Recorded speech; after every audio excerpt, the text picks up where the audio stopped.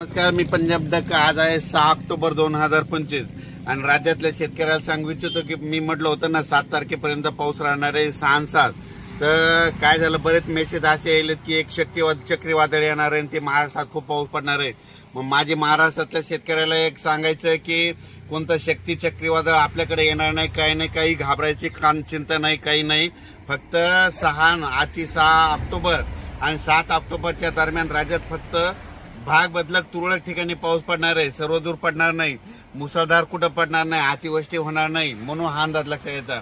पण काय झालं, टीव्हीला बातमीमध्ये बरेच मला शेतकऱ्याचे फोन आले, एखादं चक्रीवादळ येईल का. मी म्हटलं तुम्हाला कोण म्हटलं, तर ते म्हणले बातमी चालू आहे. तर महाराष्ट्रातले सर्वप्रथम शेतकऱ्याला सांगू इच्छितो, कोणतं काही चक्रीवादळ काही आपल्याकडे येणार नाही, काही नाही. फक्त आज आणि उद्याच्या दिवसात थोडं भाग बदलत पाऊस पडणार आहे, म्हणून हा अंदाज लक्षात यायचा. दररोज वेगवेगळ्या भागात ह्या 2 दिवसामध्ये पाऊस असणार आहे, म्हणून हा अंदाज लक्षात यायचा. पण राज्यातल्या शेतकऱ्याला सांगू इच्छितो की तुम्ही काय करा, 15 तारखेपर्यंत जशी सोयाबीन काढायची तशी काढून घ्या, झाकून ठेवा, नसता मशीनमधून काढून घ्या. कारण की राज्यात आता 15 तारखेपर्यंत हवामान कोरडं राहणार आहे, म्हणून हा अंदाज लक्षात यायचा. राज्यात सध्या तरी असं मोठ्या पावसाचं सध्या तरी वातावरण नाही.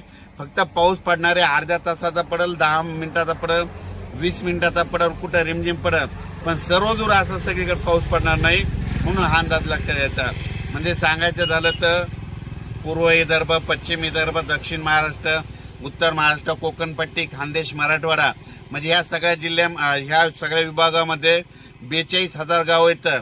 तर ह्या 42,000 गावामध्ये सगळीकडे पाऊस नाही पडणार. फक्त 10,000 गावामध्ये पाऊस पडेल, सगळीकडे काही पडणार नाही. त्याच्यामुळे काही चिंता करायची गरज नाही.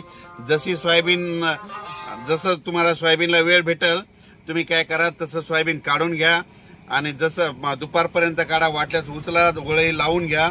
असं केल्याच्या नंतर तुमची सोयाबीन सुखरूप घरी येणार आहे. पण राज्यात मात्र खूप असा काही मोठा पाऊस पडणार नाही, म्हणून हा अंदाज सर्व शेतकऱ्यांनी लक्षात घ्यायचा.